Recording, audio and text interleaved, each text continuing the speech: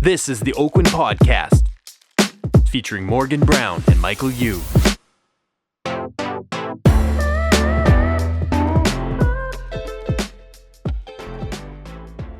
Welcome to the Oakwyn Podcast. I'm your host, Michael Uy. I'm Morgan Browne. And we have a very, very, very special guest with us today, Brendon Ogmundson. Wonderful. Welcome. The chief economist from the BCREA, the numbers guy, the stats guy, the market guy.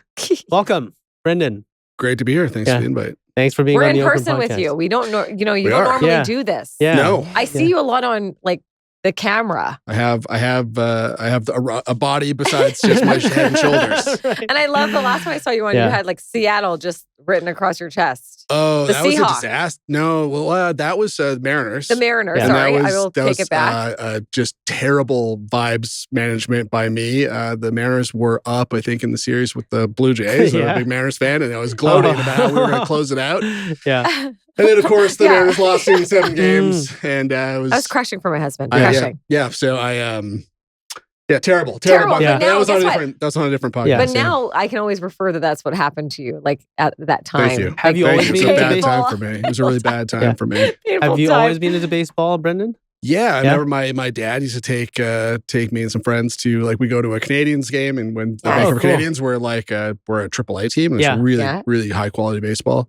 Now I think they're single A. Mm-hmm. And then we go down to the Kingdom in Seattle. Oh, It was the Kingdom. amazing. Saw those teams, Ken Griffey Jr. and Did you watch- Edgar you watched Martinez. Ken- Wow. Yeah, of course. Yeah. I actually saw one of Ken Griffey Jr.'s last home runs when he came back to the Mariners briefly. I saw him hit a pinch hit home run in, it must have been June of 2009. Yeah. Wow. Yeah.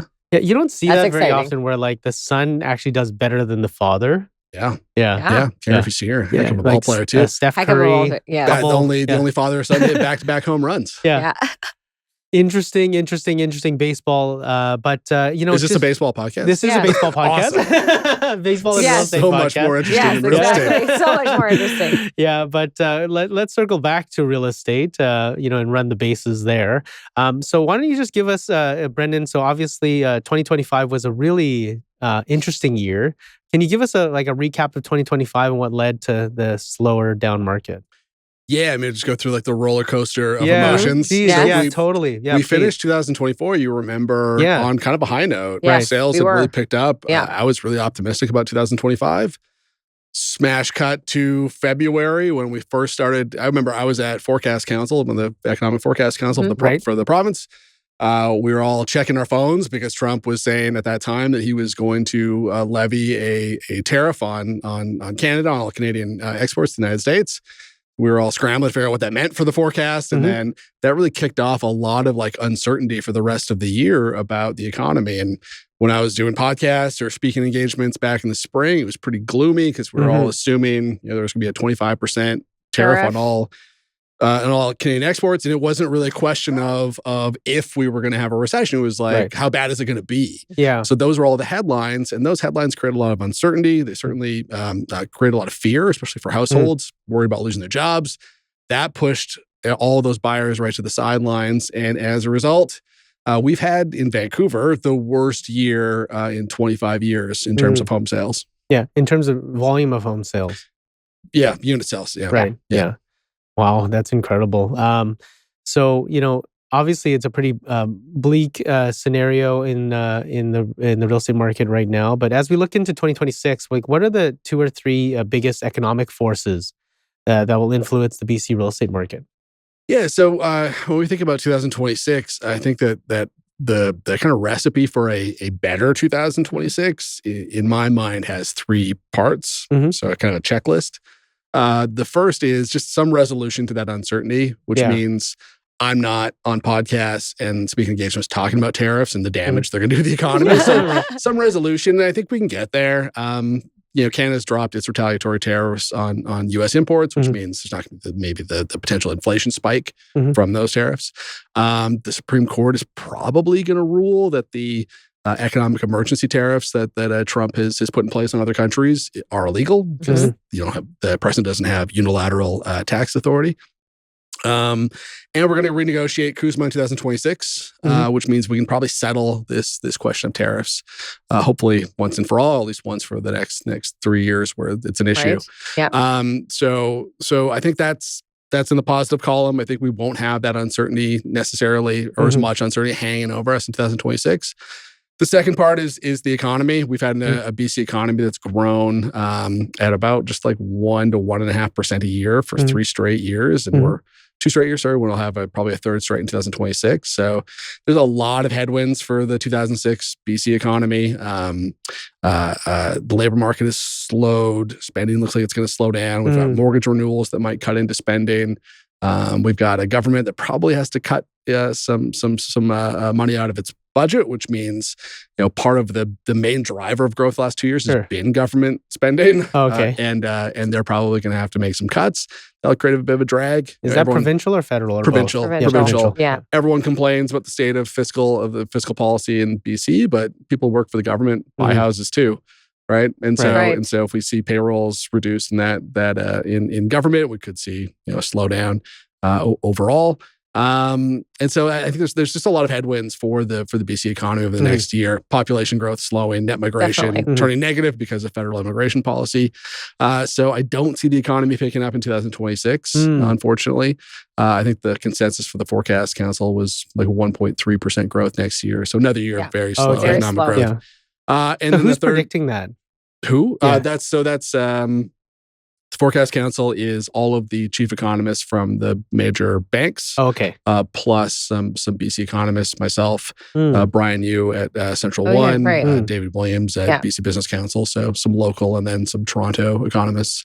And then the third part is interest rates. What are we going to see with Bank of Canada, and then what does it mean for mortgage rates? Unfortunately, it looks like the Bank of Canada is probably going to be on hold for most of 2026. Oh, okay. And mortgage rates have actually started to tick a little bit higher because markets were expecting that the bank might have to cut further. And their last couple of statements suggested not. And we've seen a real jump in 5-year bond yields that drive 5-year fixed rates. They're back over 3%. And that means probably not any downward pressure on mortgage rates. So when you look at sort of our checklist, maybe we get a reduction in uncertainty. There's a lot of pent-up demand out there. That might be enough just to cause sales to pick up in 2026. Not going to get much help from the economy and probably not much help from mortgage rates. So I think it'll be a slow year in 2026, but not the worst year in 25 years like we've had this year. Oh my goodness. But I do think things will pick up, especially towards the second half of next year. So, so your outlook on interest rates is to be pretty stable and flat then for 2026, or do you think they'll tick up or tick down? I think the Bank of Canada is going to be on hold for all of 2026. So you seem very optimistic with, are you optimistic with 2026 and what we're going to be seeing? Just because of those 3 pieces. More optimistic. I don't want to say I'm optimistic. I don't think we're going to have even back to the 10-year average for sales, but I think we should have, in Vancouver, a good year's 30 to 33,000 sales. We've had under 25,000 for the last 3 years.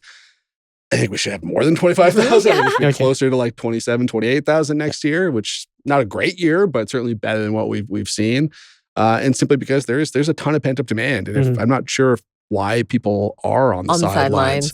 Even if you look at something like affordability, which maybe is, obviously a challenge, and one thing that keeps a lot of buyers from buying. We had worse affordability at the end of 2024. Prices were higher and rates were higher. Right. And we still had pretty normal sales. So I think we can get back there. I think so. I think if it's really the uncertainty that is maybe clouding things the most, at least I hope. And we're seeing in the Fraser Valley, which, oh my goodness. I mean, also the worst year in 25 years. The worst year. Yeah. But really we are starting to see, and they're struggling. Are we seeing anything, hopefully that does change everything around a little bit more and people are starting to purchase? Is it because of how much inventory they have there at this point? Yeah, it's similar to Vancouver. I mean, Vancouver has slowed more than I thought towards the end of the year. Yeah. There was a bit of a divergence for a lot of the year. Fraser Valley's been weak basically from the jump. Vancouver looked like it was going to pick up, but has really slowed down. So They're both struggling. There's tons of, again, there's a lot of pent-up demand. Those There are is a lot of buyers. Within Metro Vancouver, we're talking about huge demographic demand, right? Especially in like Surrey and Langley, where you have so many young households or people want to form households. There's a lot of demand there. It's just a matter of turning that demand into sales. It has been very difficult this year. Part of it, I think, is like investors have just fled the market.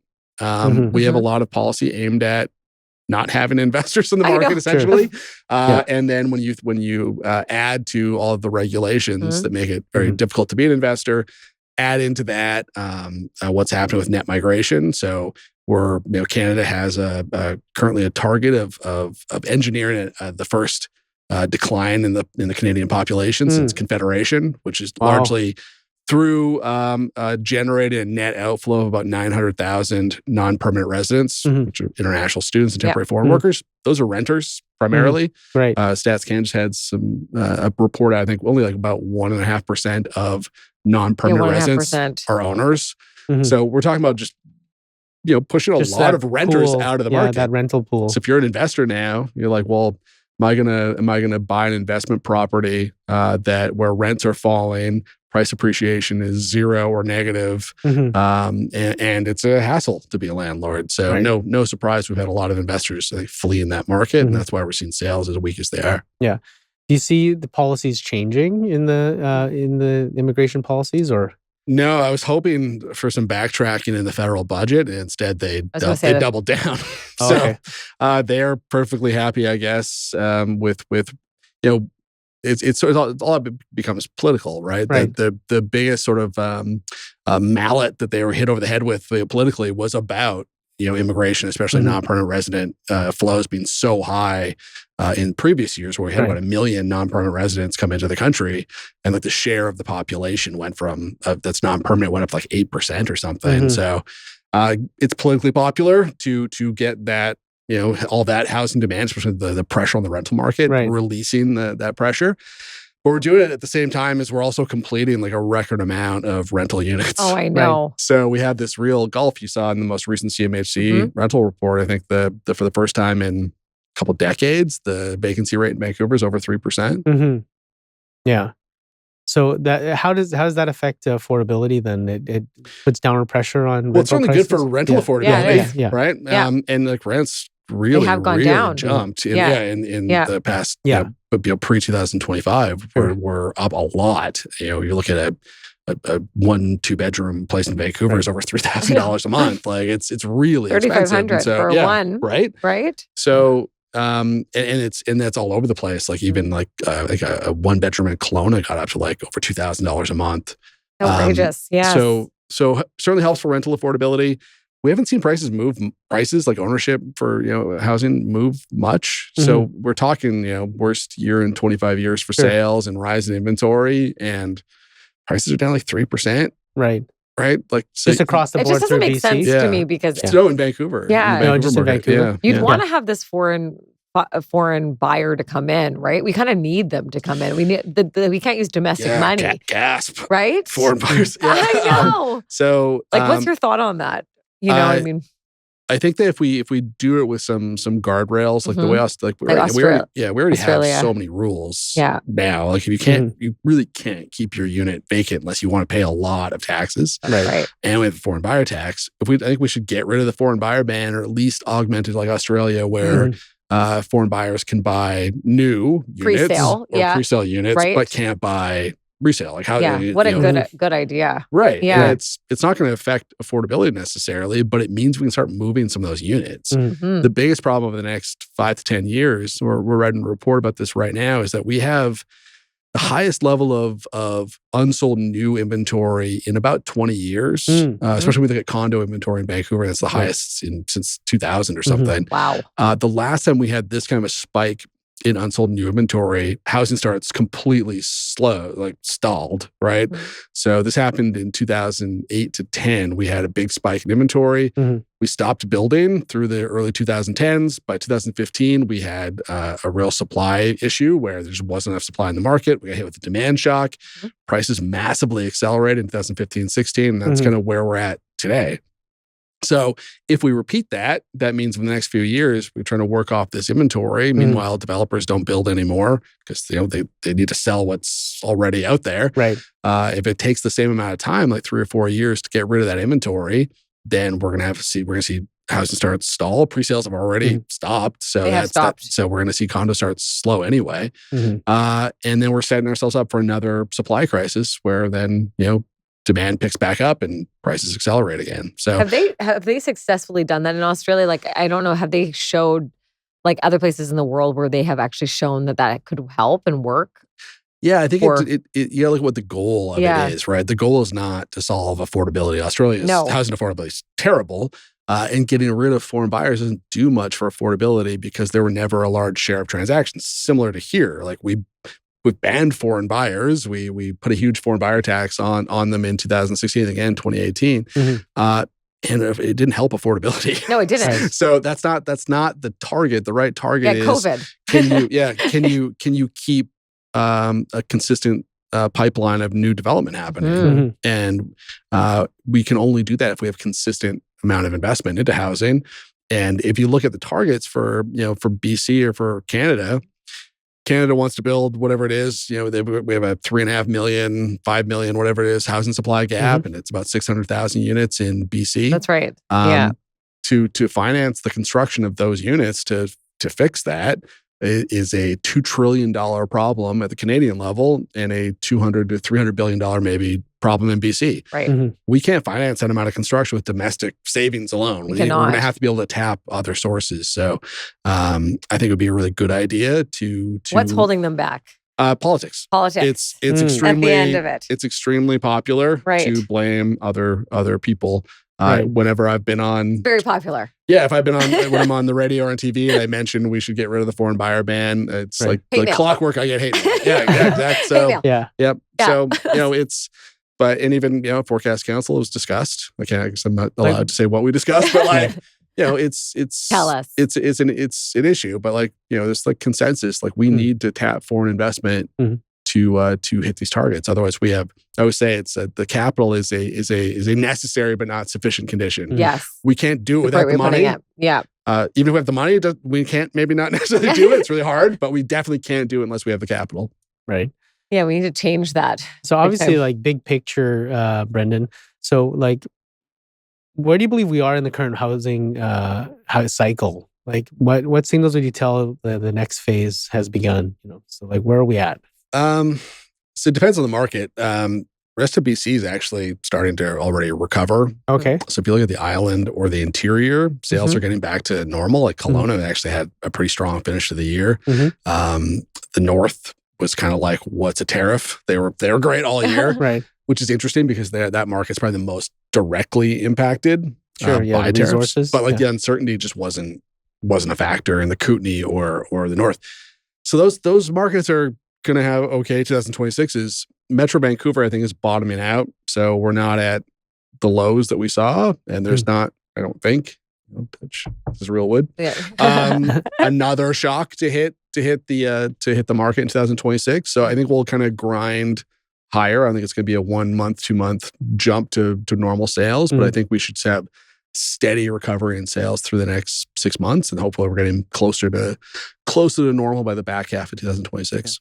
So that's interesting. Just looking at because obviously you study all of BC and all the different markets in BC. So what would you say from the island to Metro Vancouver to Fraser Valley and interior, which we have offices in all those 4 market segments at Oakwyn.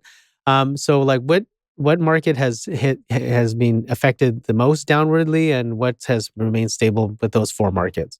Yeah, Metro Vancouver obviously hit the hardest. You can at the probably back in April, we put up a chart, or I was using a chart all my presentations, graphing the relationship between price and the decline in sales from January to April at the time. And it's a very clear negative correlation, very tight linear relationship. The more expensive the market, the more that uncertainty impacted home sales, which makes sense. Yeah. If you're looking to buy a home in Metro Vancouver, it's an expensive undertaking. And uncertainty, just like, is a confidence killer. And if you're going to be investing that kind of money in a new home, you're going to think twice about it. If you're worried about your job, you're worried about the state of the economy, you're worried about home prices, coming down at the time when you're buying, it's probably at those values. So expensive markets got hit a lot harder, which is why we saw, the North where affordability is still okay, and the Kootenay where it's okay, but both prices rise in both those markets. So there's price rises in the Kootenays. The Kootenay and the North have both seen pretty significant price appreciation. Not as much this year for the Kootenay, but the last few years, like double-digit increases in prices. It's gotten there's even like Kamloops, like specific areas you're seeing. There's no refuge. There's no refuge for affordability anymore. Like once the pandemic hit, every market got expensive, and some prices came down, but if they go up 80% and then come down 20, you're still pretty significant hit to price, right? Yeah. So there's just no real refuge anymore, which is unfortunate. But this is sort of, if you underbuild across the province for 10, 15 years and those small markets get hit with a demand shock like they did, this is what's going to happen. Right. So Metro Vancouver was affected the most, and least would be the North. Yeah. And then how are the three in the middle? The Island, Interior, and Fraser Valley. Island, I think to put these in like scale, I think at worst, in just like comparing to like 10-year averages, at worst, Metro Vancouver is down about 30% below its 10-year average. I think the Island was down about 10 or 15%. Okay. In similar magnitude for like the Okanagan. And then, but the difference being the Okanagan and the Island came back to, within 5% of their 10-year averages by the end of the year. November was kind of slow, but October was better.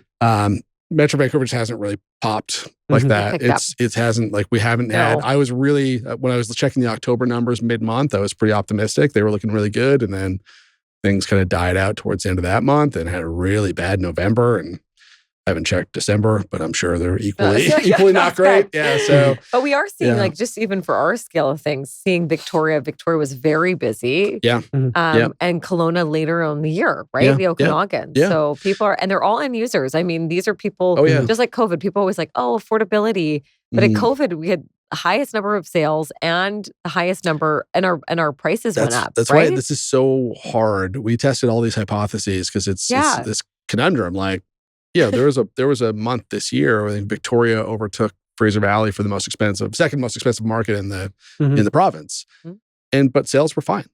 So like we're trying to figure out like what differentiates Victoria from Fraser Valley. What do you think that is? I think it's... if you have any... we tested a lot of things. We tested... How about, I would immediately think it would be just because the people in Victoria, a lot of them are government paying jobs. Proportion more of public stability, workers. right? That would be the first thing but I don't know. I mean, you tell me. No, that's one that we didn't test. So that might be an option. That would explain, I guess, but that would only be a Victoria kind of issue. We tested affordability. Okay. We tested the presence of a mortgage. So for a market like City of Vancouver, for example, 50% of households don't have a mortgage.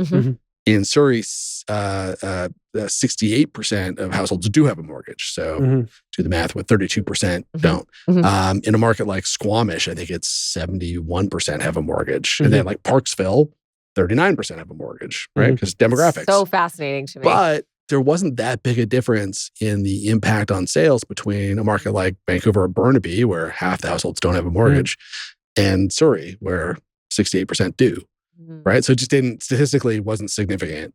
That with affordability wasn't significant. The one thing that correlates over a very short sample, though, is the change in migration. Yes. Okay. So if you look at other markets that aren't necessarily as investor driven, like Victoria, or more kind of fundamentals driven, like the Interior, like the North, they don't really have much of an impact from net migration, but it's very strongly correlated with Vancouver and Fraser Valley, where perhaps just more investors, and their investment is driven by rental demand, and that rental demand is driven by two things: net migration of non-permanent residents, but also in demographics. So young people that can afford to move out. So that's one of our leading hypotheses. But yeah, we haven't found like the one major outlier. factor, and it's driving me insane. Yeah. It must be. So a lot of people are kind of speculating that buyers are sitting at the sidelines and are kind of like waiting for strike points and stuff like that. So in 2026, for buyer demand perspective, what buyer segments do you think would be the most active? So for our agents to be able to, so would it be first-time buyers? Probably not investors, because we're going to have the same issue with like falling rents, and probably not like if your return is part price appreciation, part rental return, like your yield. Neither parts of that equation look particularly attractive, especially compared to like risk-free assets. So probably not investors. First-time home buyers, I thought would be given a bounce this year because of all the policies. Like you could use the 30-year amortization. Yes. There was the change in mortgage caps didn't really affect first-time home buyers as much, but there are certainly policies that should have got more first-time home buyers into the market. Right. I don't think the GST elimination on new homes mattered, because new home buyers don't really buy new homes. I'd like to see that, widen to all buyers. I think would make a big difference. So I think it's going to be the meat of the market. Like the move-up buyers, I think, are going to be hopefully the ones driving things, but the upsizing buyers. Yeah, certainly going to need to see investors come back at some point. You really do. Do you think that even like, I'm thinking as investors, dealing with condominiums or like Airbnb, has that made a huge I think so. Effect on the market as investors? Because obviously a lot of people stopped. It's one more thing you can't do, right? With your property. Like, there was a whole, I think in Kelowna, there was a whole building that was supposed to be Airbnb and then couldn't be. Building. You see it as soon as you drive in, right? Exactly. And so that was, then all of a sudden they had a lot of those units up for sale, because that was the intended purpose was Airbnb. I guess now Kelowna, I think, has above 3% vacancy, so they should be able to opt back in. But anyway, they should be. Yeah. I think policies like that and just how the restrictions on things you can do as an investor with a property just mean you're going to lower investor demand, right? So there's projects like that just can't really survive. Yeah, can we talk about like inventory and supply? So like 2025 had kind of record inventory and supply. What do you like? Can you give us a brief on 2025 inventory and supply, and then also this is the number of listings, and also like what do you see for 2026? Yeah, we didn't have record supply. It was elevated. Okay. And even that, not so much. Like, when we compare the level of active listings to like a 10-year average, or where it's been the last 10 years, is a bit misleading, because it seems alarming. Like, active listings are the highest they've been in a decade, right? But if you look at the past decade of active listings, like there were times, years in Vancouver where we had like 8,000 active listings on average. So we don't want to repeat that. That's the period when prices doubled essentially, or like massively accelerated across Metro Vancouver. So that's not a period we want to replicate. Where we're at right now, like 15,000 to 16,000 active listings is what we would need if sales were normal, like if sales were average. We need about 15,000 to 16,000 active listings to keep markets in balance. Okay. So where we're at right now is like a healthy amount. Okay. Fraser Valley's a little high. It's like we'd like it to be around 7. It's like 8.5. But generally, like the amount of inventory. We figured out the balance side of things, but yeah, we have a healthy amount of inventory to keep prices from massively spiking if sales were back to normal. So I'm not concerned about the resale side. I'm very concerned about the new home inventory, which is at multi-decade highs, and that's like motivated. That's really motivated inventory too, right? I'm sure you guys get incentive offers all the time from developers who really want to move those units, and that that competes with resale apartments, and maybe puts a little downward pressure on apartment prices. But we need to get that inventory down to keep the sort of pipeline of supply going. Otherwise, we're going to set ourselves up for some trouble down the road. So so pre-sale and new home construction inventory and supply, they don't have the MLS data. And it's opaque. So it is opaque. So it's very it's very challenging to really see how these developers are performing and doing. So like how do you know this as a fact? And there's okay. So like on the pre-sale side, like there are different outfits that collect that data. Market so research. You can see some of that. You can see like it's actually interesting.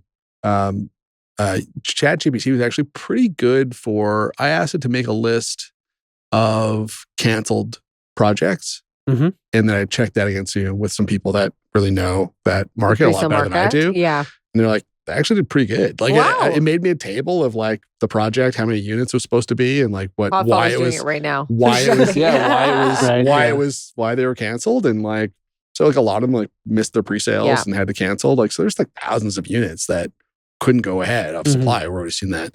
So that was actually really interesting. So there's it's a kind of an opaque market, but there's stuff out there. On the inventory side, like that's just CMHC data. Like they report completed and unsold units. So you can see like growing and growing and growing, and it probably hasn't peaked. We're probably going to see, because there's still units that are going to complete that, are set to complete that have units that haven't pre-sold or hit the market. So that inventory is probably going to peak maybe in 2026, but after a couple thousand more units. Yeah. So even 2027. Yeah. We're going to see a lot more of that. Yeah. So we haven't seen peak inventory on the new side yet. And again, like we need policies. Like they could help to fix this tomorrow by augmenting the foreign buyer ban and expanding the GST elimination to all buyers. Right. And you could help really solve that problem and get ahead of it, by next month if they want to. So federally, they have to move quickly. It's entirely a federal issue, and I'm not sure this is necessarily on their radar. Yeah, did they like seeing developers in this position, or I don't know how you square that though with they have aggressive housing targets, right? And 98% of housing is built by private developers, so.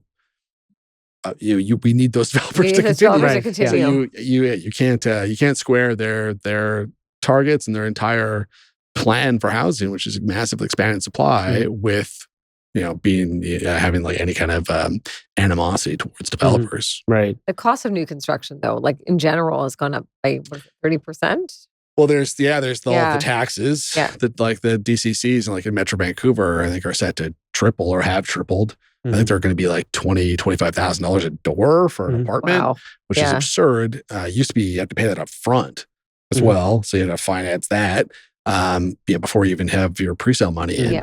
I think they've changed that so it's more staggered. But that's been a huge increase in upfront costs. And then if you look at materials costs too, I think they're, since 2019, they're up like 60-70%. Wow. If you look at like a new price, a new housing kind of index and look at all the components. So concrete and rebar and whatever you're using to build steel have all massively gone up in price. Just in the permitting process, right? Like they're going to have to change the delays. Yeah, people don't like the hidden cost is like, you've taken on a pretty big loan if you're a developer. And the VIG is running. You got to pay your monthly payment all the time, and you're like, well, I expect to start here and start getting paid at some point, and then you're delayed because the permitting is so broken. All of a sudden, we've had developers cancel projects because of just permit delays because they can't just keep carrying that debt.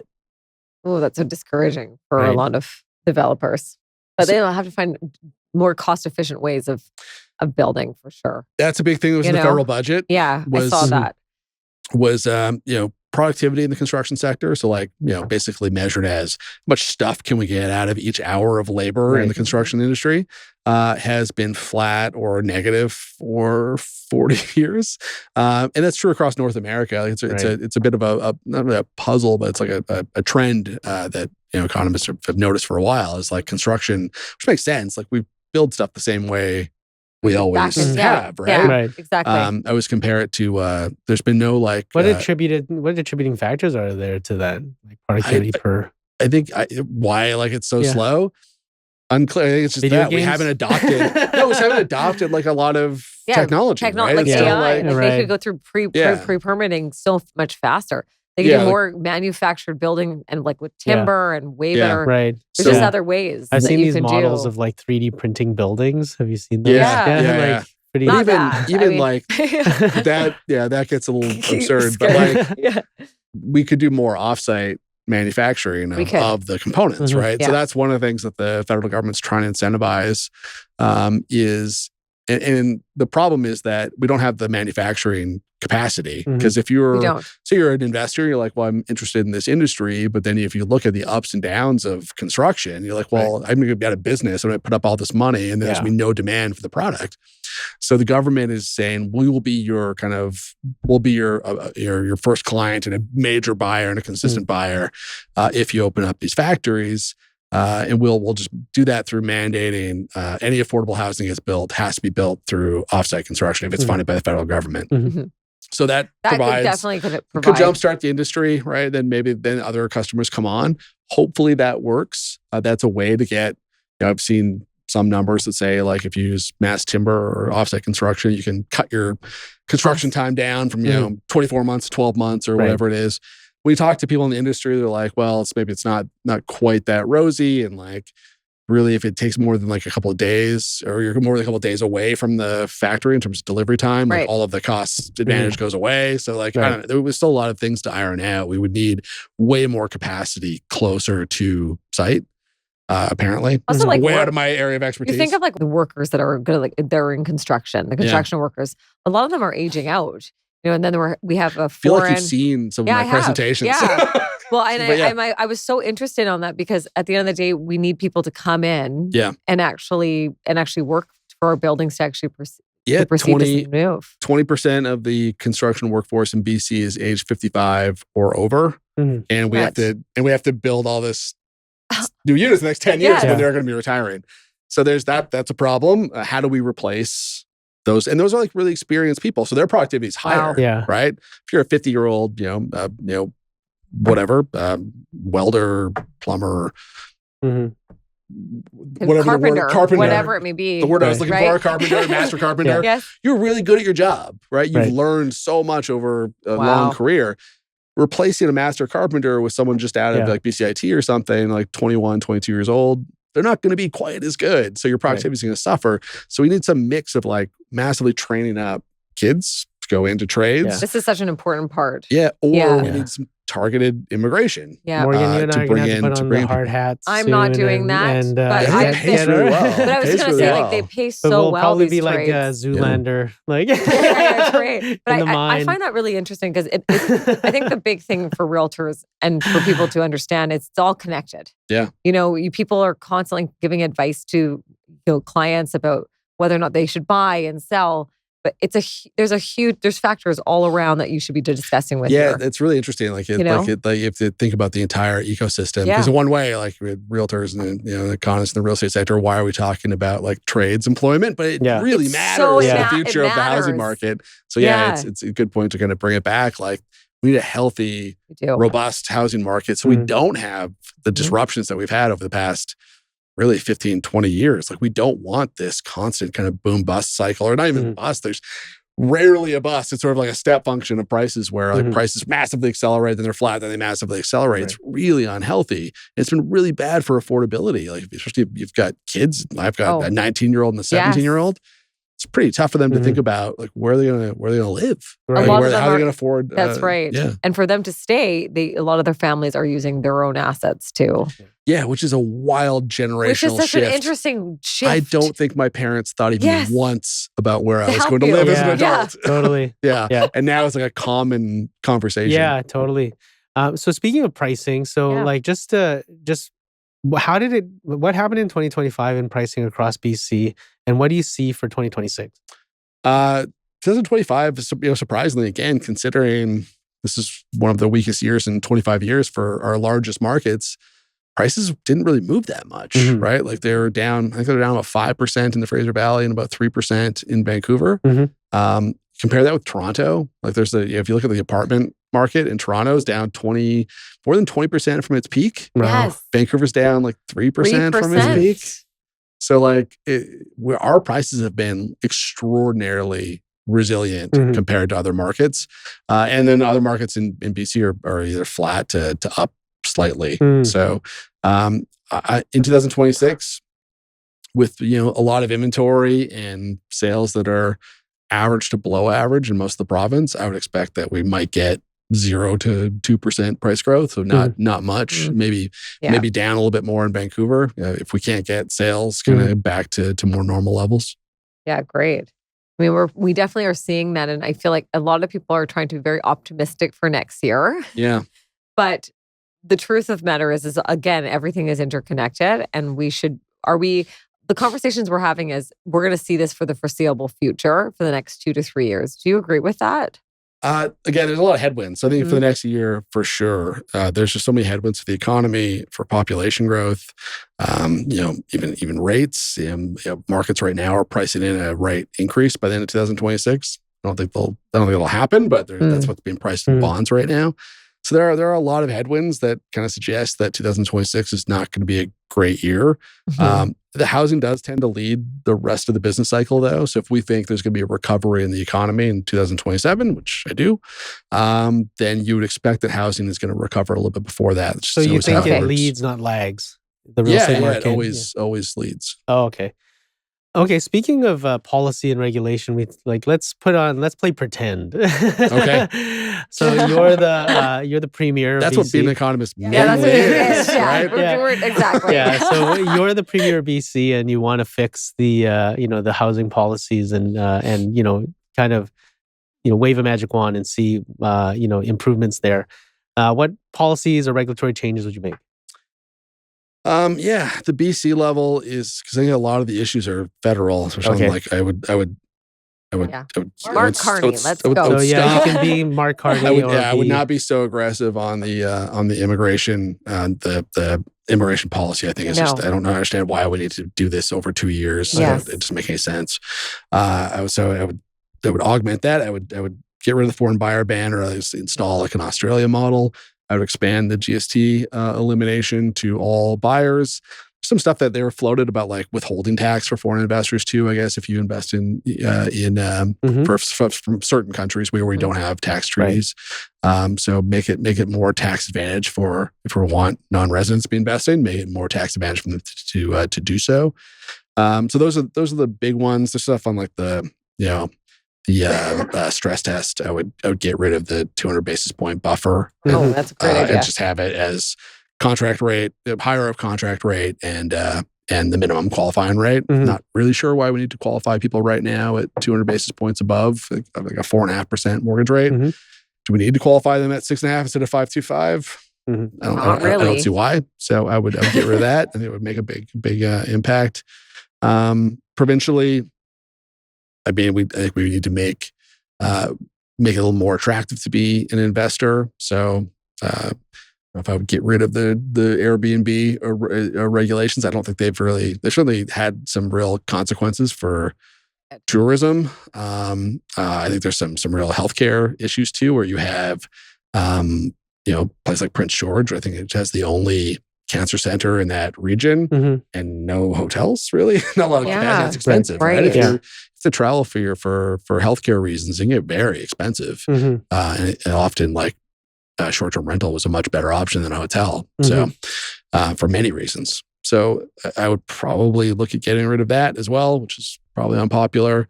Obviously, like things like the speculation vacancy tax, I think have been a total bust. It's pointless.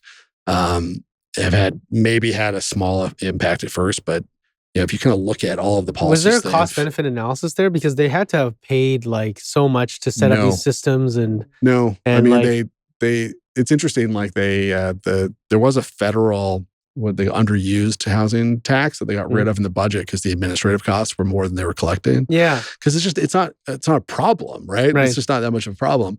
Same thing with speculation and vacancy tax. Did they do research in advance of putting those policies in place? Because like they said they did. Yeah. You'd have to ask them. Because like yes, they did it after the fact. There's a really good Sir Somerville paper. I think that he measured the price impact. I think between 4 and 9%. I think impact on prices at the time. So between a speculation vacancy tax region and not, we did our own study when it in 2019 assessing this is.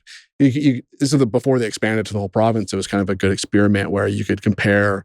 I think like at the time, like Kelowna had it, but Penticton didn't, and like Nanaimo didn't have it, but Victoria did. So you could like, well, what happened in those markets that are close enough, right? And we found that the price impact was I don't know, like 3%, I think, and there was a bit more of a sales impact, but the price impact was pretty small and probably temporary. If you kind of look at all those policies, they certainly didn't prevent a massive increase in prices during the pandemic at a time also when there was no immigration or foreign buyers. Where we hit record sales and record prices. So I think those policies hinder more than they help. Same thing with the flipping tax they introduced. I don't think they did a lot of due diligence on that either. And we certainly told them like flipping's not really a problem. It hasn't been for a long time. But yeah. So, obviously you've kind of predicted in 2026, you've looked into the crystal ball and, you predicted a 0 to 2% increase or maybe decrease. Very exciting forecast. In your forecast. Exciting. I think I did that the last couple of years. It's been about 0 to 2, but it has been around 0 to 2. Right. Yeah. Sometimes we're listening to most of the time it's boring. So like, what's the biggest risk factor that you could see that could materially change your forecast? Like what's the I think something that could happen? I think it would be something like a recession in the United States, which is not totally unlikely. I mean, the number of policy errors that they have made in the past little while is, I could certainly, and a lot of their economy is being driven right now by a CapEx boom in AI that could easily go away. So I think some kind of policy error in the United States that drives a recession or just a stop in capital spending. That could obviously impact us because we're obviously very, very closely interlinked with the United States. I think mostly the biggest risk are like exogenous impacts mostly from the United States. Would be the main thing I would watch in 2026. A real slowdown in the residential construction sector too is a real risk to growth in 2026 and 2027. Like developers just aren't building. That's jobs and investment that's not happening. So that's another kind of already a headwind, but also a risk if it is worse than currently anticipated. So any number of scenarios you can think of that might we could see interest doomsday rates scenarios. Yes, we USA. Could see. But the most likely would be the U.S. recession. USA. I would recession. say that so. or even a real spike in long-term interest rates. Which would, of course, drive mortgage rates here higher and kind of crush the housing market. But you're not again. really foreseeing that. No, I mean, it would have to come from, again, it would be something exogenous, nothing that's happening in Canada, but it would be some disruption in bond markets. Like, obviously the U.S. is running a massive deficit still that they haven't really addressed. If for whatever reason they do something to endanger the confidence of investors in U.S. assets, that could cause them to flee U.S. treasuries and cause a spike in yields that would then get translated probably to a spike in Canadian yields. So, and we saw that in April after, what did they call it? They like the branding these days. Whatever it was. It's always the opposite. It would be like it's very Orwellian. I'm surprised they didn't call it the Ministry of Peace. Patriot Act. Ministry of Peace. Probably the most unpatriotic thing. But that would be a worry. It had been happening. We had that kind of disruption after the April 2nd tariff announcement, where investors sort of fled the U.S. dollar assets, and we saw bond markets start to really yield spike, and the U.S. dollar was falling. And right, we're a podcast focused on agents, on real estate agents, obviously, realtors. So, like from an economist perspective, what should real estate agents be doing now or be informed of to really future-proof their business for 2026 and beyond? Man, a question to ask an economist. Yeah, that's a tough one. I don't deal in the realities of business planning. I don't know. I guess it'd be really be realistic about what the market's going to look like in 2026, right? Like it's it's likely going to be slow, and it's likely going to involve lots of conversations with, if you have a listing, about prices and where prices should be, what's going to make this listing actually move versus where sellers. I'm always shocked talking to realtors at how many clients they have whose prices are still anchored to 4 years ago. Oh, I know. And so I think it's just there's probably going to be some tougher conversations about the realities of the market. Yeah. And who's coming in to purchase it? So right? People have all kinds of opinions on interest rates and stuff too. And they're probably going to be around where they're at right now. Like, don't hold out for a better rate 6 months from now. Like, I think a lot of the renewals are coming up too, right? Right, for the interest rate. So that's a whole factor. About 30% of outstanding mortgages are going to renew in 2026, but 30% of them already renewed in 2025 without much disruption. Okay, great. You hear that? Defaults were up a little bit, but like listings didn't spike. It didn't seem like we had a lot of, when I talked to realtors across the province during the year, didn't have a lot of clients that were like looking to get out of their home because their mortgage payment increased. So next year, about 13% of outstanding mortgages are going to reset with a payment that's 20% higher on average. So this year is 15%. So a bit more of upward pressure on payments. Usually what happens though is that households just scale back on other spending and don't, aren't prompted to like list their home because they suddenly can't afford it. So I don't see much disruption there. And again, if we look at like, where the risks are, we have a great chart in my slide deck about kind of looking at affordability and where you have a high share of mortgages. And those are like the risk areas, just like affordability is already tough and you've got a lot of mortgages. Yes. So it's like market like Surrey, where 68% of owner households have a mortgage and affordability is not great. Abbotsford, Langley, very similar. So it's a lot really concentrated in the Fraser Valley, Squamish, where affordability is strained, and you have 71% of households because they're really young. Like a lot of what these markets have in common are younger households. Well, of course, they're going to have a mortgage. Yeah. Like Squamish, right? 71%. You said that's amazing. Young. Yeah. Versus like Parksville, where it's 39%. 39. Just don't. Yeah. Wow. So there's not a lot of risk in Parksville, but maybe there's more risk on renewals in the Fraser Valley or a market like Squamish. So for agents, like what's one stat or one kind of stat that they should be tracking on a regular basis? This is like when people ask me like in one sentence and then I talk for 5 minutes. Yeah, exactly. To be tracking. Right now, like I'm just really watching. I mean, I always watch the sales to active listings ratio or months of inventory just because it's going to tell you. Ratio. It's always going to tell you about what pricing is going to look like, right? Or where pressure is on prices, whether up or down. And then I'm just looking at monthly seasonally adjusted sales to see what the trend is. Like, are we picking up month over month or not? You can find those generally anywhere. So yeah, I think those are the two things I'd be watching really closely. Like, is the market improving? Like, are sales actually picking up month after month? And where are we at? Like in terms of the last 3 years, have all the sales been more up in spring? Like, are we finding that for agents? Like, are the sales really happening? Weird patterns though. We didn't have a spring market this year. Yes, I know. Because of the tariff uncertainty. So we've had the elections. Generally, that's the trend, right? Things pick up over the spring and then they come down. And then we have a kind of a second kind of spring market that happens in October. Right. And then comes down. This year we didn't have a spring market at all. So oftentimes you can have policy totally change what the shape of the seasonal pattern is. But generally the peak is like May or June. Or something. Yeah. Although not for every market. Like, I know. Other markets have totally different seasonal patterns. Like the North is different. Like Whistler or, North. If there's snow on the ground still in April, then you're going to have a different pattern. Yeah. Okay. So, last question here. I think there's a lot of sensational articles and, especially if you go on YouTube, like the market's the thumbnails, the thumbnails, like a house on fire, like a downward trending arrow. Well, even I was on a great podcast. I was on the Tom Story podcast. Oh, okay. Those guys are great. They're great. But their YouTube descriptions are always like, it's like worst year ever, says Economist. And they had like an AI image of me that they'd clearly taken my headshot and made it AI. And then all it did was like elongate my forehead and make my hairline even worse than it already is. It's like, what is this? But there's those thumbnails, right? House on fire, crashing. I pressed on that one. Have to. Right. But yeah, like there's so funny. It's I wish people didn't do that, but